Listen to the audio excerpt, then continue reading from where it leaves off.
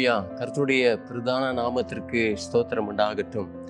அன்பானவர்களே, இந்த லெந்து காலத்தினுடைய கடைசி நாளை நாம் இந்த நாட்களிலே அனுசரிக்கிறோம். இன்றைக்கு நாம் உயிர்த்தெழுந்த பண்டிகை நாள்.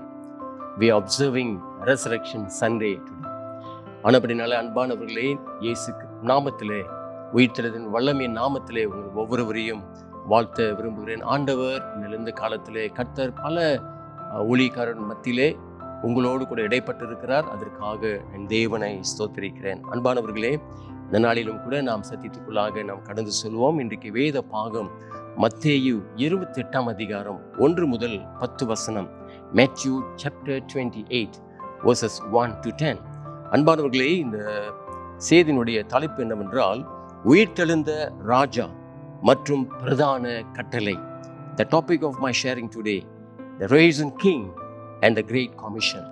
அன்பானவர்களே, இந்த நாட்களிலும் கூட சந்தோஷமாக நாம் தேவனை ஆராதிப்போம். உயிரோடு இருக்கிற அந்த தெய்வத்தை நாம் தொடர்ந்து தொழுகை செய்வோமாக. பிரியமானவர்களே, இந்த நாளிலும் கூட ஆண்டவராகிய தேவன் இந்த உயிர்த்தெழுந்த நாட்களிலே ஆண்டவர் ஒரு 2 காரியத்தை உங்கள் மத்தியிலே உங்கள் மனதிலே வைக்க விரும்புகிறேன். முதலாவதாக அன்பானவர்களே, உயிர்த்தெழுந்த ராஜா. நம்முடைய ஆண்டவராகிய இயேசு கிறிஸ்து அவர் உயிரோடு இருக்கிற ராஜா.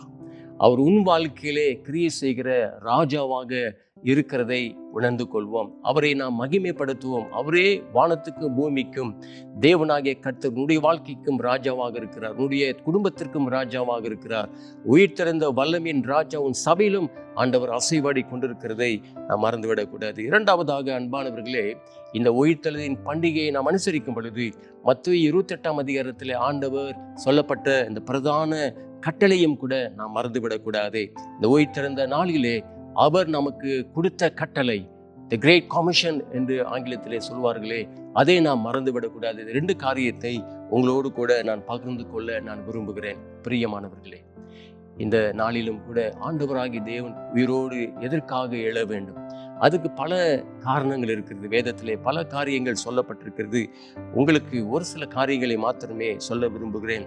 அன்பானவர்களே, இந்த நாளிலும் கூட நாம் இந்த உயிர்த்தெழுந்த வல்லமையை நாம் பெற்றுக்கொள்ள வேண்டும் என்று பவுலானவர் பிலிப்பியர் 3 அதிகாரத்திலே தன்னுடைய அனுபவத்தை சொல்லுகிறதை பார்க்கிறோம். உயிர்த்தெழுந்த வல்லமை. இந்த உயிர்த்தெழுடைய வல்லமை நிமித்தமாக அன்பானவர்களே, அவர் பல காரியங்களை விட்டு வந்ததாக நாம் வேதத்திலே வாசிக்கிறோம். உயிர்த்தெழுந்த வல்லமை இன்றைக்கு நம்முடைய வாழ்க்கையிலே இந்த காலங்களிலே அது அவசியமாக இருக்கிறதை நாம் பார்க்கிறோம். ஏன் ஆண்டவருடைய உயிர்த்தெழுந்தனுடைய வல்லமை நமக்கு தேவை?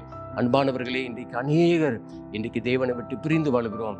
பாவத்தின் நிமித்தமாக, பிசாசனுடைய தொல்லை நிமித்தமாக, பலவிதமான தடமாற்றத்திற்குள்ளாக இன்னைக்கு வல்லமையை நாம் இழந்துட்டோம். விசுவாசத்தை நாம் இழந்துட்டோம். பக்தியை நாம் இழந்துட்டோம். ஆண்டவர் மேல் வைத்திருக்கிற நம்பிக்கையை நாம் இழந்துட்டோம். ஆனால் அந்த உயிர்த்தெழுந்த வல்லமை நிமித்தமாக மீண்டுமாக தேவனை நம்புவதற்கும் தேவனை விசுவாசிப்பதற்கும் வல்லமையான காரியங்களை ஆண்டவருக்காக ஊழியத்தில் ஈடுபட்டு தேவ நாமத்தை மகிமைப்படுத்துவதற்கும் ஆண்டவர் அவர் உயிரோடு அவர் எழுந்தார். அன்பானவர்களே, இந்த நாளிலும் கூட பிசாசை மேற்கொள்வதற்காக தேவன் அந்த உயிர்த்தெழுந்த வல்லமையை ஆண்டவர் நமக்கு தந்திருக்கிறார். சாத்தானுடைய கிரியைகளை அழிக்கும்படிக்கே என்று பார்க்கிறோம். ஆனபடினால் அன்பானவர்களே, இந்த வேளையிலும் கூட ஆண்டவராகிய தேவன் இந்த உயிர்த்தெழுந்த வல்லமையை நமக்கு தந்து ஒரு வெற்றியான ஒரு வாழ்க்கை வாழ்வதற்கு, வெற்றியான ஒரு ஜீவியத்தை நாம் ஜீவிப்பதற்கு ஆண்டவர் நமக்கு உதவி செய்வாராக. சகோதரனே, சகோதரியை, அருமையான தகப்பனே, தாயே, ஒருவேளை பலவீனத்தோடு இருக்கிறாயோ, ஒருவேளை வல்லமை இழந்திருக்கிறாயோ, ஒருவேளை பாவத்தில் இருக்கிறாயோ, ஒருவேளை பிசாசனுடைய தொல்லையில் அகப்பட்டு சூழ்நிலையில் இருக்கிறாயோ, ஆண்டவராகிய தேவன் அவர் உயிரோடு எழுந்தார். அந்த வல்லமை இந்த நாளில் உனக்கு தர விரும்புகிறார். உன்னை மீண்டுமாக உயிர்ப்பிக்க கர்த்தர் விரும்புகிறார். ஆனபடினாலே உயிர்த்தெழுந்த தெய்வம் உன்னை உயிர்ப்பிக்கவும், உழந்த எலும்புகளை உயிர்ப்பிக்க செய்த தேவன் உன்னுடைய வாழ்க்கையை மீண்டுமாக உயிரடைய செய்யும்படியாக கர்த்தர் இப்பொழுது உனக்குள்ளாக வந்திருக்கிறார். ஆனபடினாலே ஆண்டவராகிய இயேசு கிறிஸ்து நம்மோடு கூட இருக்கிற தேவனாக அவர் வாழ்ந்து கொண்டிருக்கிறதை நாம் பார்க்கிறோம்.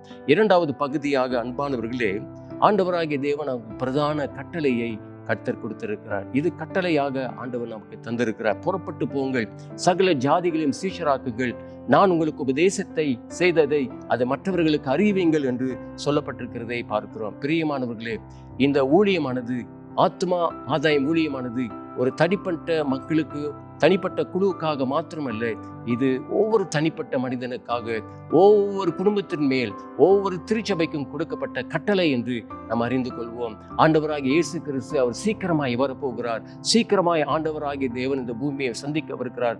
நியாயாதிபதியே வரப்போகிறார். ஆனபடினாலே பிரியமானவர்களே, இந்த உயிர்த்தெழுந்த தேவன், இந்த கட்டளையை கொடுத்திருக்கிற இந்த தெய்வம் ஆண்டவராகிய இயேசு கிறிஸ்து இந்த கட்டளையை நாம் கீழ்ப்படிந்து கடந்து போகும் பொழுது உன் மூலமாக, உன் குடும்பத்தின் மூலமாக, சபையின் மூலமாக அநேக ஆத்துமாக்களை கர்த்தருக்குள்ளாக கொண்டு வருவதற்கு ஆண்டவர் உன்னை பயன்படுத்துவாராக. பிரியமான சகோதரனை, சகோதரியே, இந்த நாளிலும் கூட இந்த பிரதான கட்டளையை நாம் கீழ்ப்படிவோம்.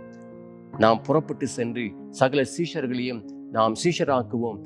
அநேக ஜனங்களை நாம் கர்த்தரை அறிகிற அறிவுக்குள்ளாக கொண்டு வருவோம். ஆனபடினாலே அன்பானவர்களே, இந்த வேளையிலும் கூட தேவன் இந்த உயிர்த்தெழுந்த நாளிலே ஆண்டவர் உங்களை ஆசீர்வதிப்பார். உங்களை கொண்டு பெரிய காரியங்களை கர்த்தர் செய்வார். உங்களை கொண்டு ஆண்டவராகிய தேவன் சபைகளிலே, ஒரு குடும்பத்திலே அரிய பெரிய காரியங்களை செய்து அவருடைய நாமத்தை கர்த்தர் மகிமைப்படுத்துவார். வாருங்கள் அன்பானவர்களே, கடைசியாக ஒரு பாடலை பாடி நான் முடிக்க விரும்புகிறேன். உயிர்த்தெழுந்த தேவன், அல்லேலூயா. உயிரோடு எழுந்தவரே, இந்த பாடலை பாடுவோம். அல்லேலூயா. உயிரோடு எழுந்தவரே, உம்மை ஆராதனை செய்கிறோ. ஜீவனின் அதிபதியே, உம்மை ஆராதனை செய்கிறோ. உயிரோடு எழுந்தவரே, உம்மை ஆராதனை செய்கிறோ. ஜீவனின் அதிபதியே, உம்மை ஆராதனை செய்கிறோ. அல்லேலூயா ஓசன்னா, அல்லேலூயா ஓசன்னா, அல்லேலூயா ஓசன்னா, அல்லேலூயா ஓசன்னா. என்னோடு கூட சேர்ந்து பாடுவோமா? மரணத்தை ஜெயித்தவரே, உம்மை ஆராதனை செய்கிறோ. பாதாளம் வென்றவரே, உம்மை ஆராதனை செய்கிறோ. மரணத்தை ஜெயித்தவரே, உம்மை ஆராதனை செய்கிறோ. பாதாளம் வென்றவரே, உம்மை ஆராதனை செய்கிறோ.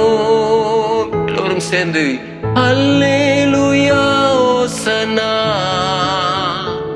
அல்லேலூயா ஓசன்னா, அல்லேலூயா ஓசன்னா, அல்லேலூயா ஓசன்னா.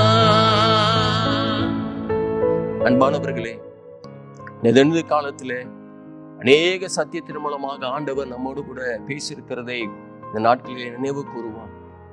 எவ்வளவாய் ஆண்டவர் நம்மை நேசித்து, எவ்வளவாய் நம்மேல் அன்பு கூர்ந்து அநேக வார்த்தையின் மூலமாக நம்முடைய விசுவாசத்தையும் ஆண்டவர் மேல் வைத்திருக்கிற நம்பிக்கையும் தட்டி எழுப்பியிருக்கிறதை ஆண்டவருக்கு நாம் நன்றி சொல்லுவோம். இந்த உயிர்த்தெழுந்த பண்டிகை நாட்களிலும் கூட உன்னோடு கூட இருப்பதற்காக, என்னோடு கூட இருப்பதற்காக, ஒவ்வொரு நாளும் இந்த உலகத்திலே ஜெயமாய் வாழ்வதற்கு, நமக்கு வல்லமை தருவதற்காக ஆண்டவராகிய தேவன் நம்மோடு கூட இருக்கிறதை நினைத்து நாம் ஆண்டவருக்கு நன்றி சொல்லுவோம். எவ்வளோ நன்மைகளை நாம் விட்டுவிட்டோம். ஜெபிக்கிறதை அநேக சமயங்களிலே நாம் சோர்வடைந்திருக்கலாம். ஒருவேளை வேதத்தை வாசிப்பதிலே நாம் சோர்வடைந்திருக்கலாம். தேவனுக்காக ஊழியம் செய்வதிலே சோர்வடைந்திருக்கலாம். இந்த நாளிலிருந்து உயிர்த்தெழுந்த பண்டிகை நாட்களிலே உயிரோடு இருக்கிற இந்த தெய்வம் ஆண்டவராகிய இயேசு கிறிஸ்து அந்த உயிர்த்தெழுந்தவருடைய வல்லமை நமக்கு மீண்டும் கொடுத்து, மீண்டும் உற்சாகமாய் ஜெபிப்பதற்கும், உற்சாகமாய் வேதத்தை வாசிப்பதற்கும், தேவனுக்காய் ஊழியத்தை செய்வதற்கும் ஆண்டவர் வல்லமையை கர்த்தர் நமக்கு தருவாராக. அது மாத்திரமல்ல, அவருடைய பிரதான கட்டளையை நமக்கு தந்திருக்கிறபடினாலே இந்த உயிர்த்தெழுந்த வல்லமையின் மத்தியிலே ஆண்டவர் நாம் கடந்து செல்வோம். ஆண்டவராகிய தேவன் நம் மூலமாக ஆண்டவர் அநேக ஆத்துமாக்களை நம்முடைய சபைக்கு, தேவ ராஜ்யத்துக்கு கர்த்தர் கொண்டு வருவார் என்று நம்பி நம்மை அவருடைய கரத்தில் ஒப்பு கொடுப்போம். ஆண்டவராகிய தேவன் இந்த நாட்களிலும் கூட ஒவ்வொருடைய பிள்ளைகளையும் தேவன் ஆசீர்வதிக்கும்படியாக ஒப்பு கொடுத்து நாங்கள் ஜெபிக்கிறோம். இயேசுவின் நாமத்திலே நன்றியோடு ஸ்தோத்திரத்தோடு ஜெபிக்கிறோம் எங்கள் தூய பிதாவே. ஆமென். ஆமென். கர்த்தருக்கு ஸ்தோத்திரம்.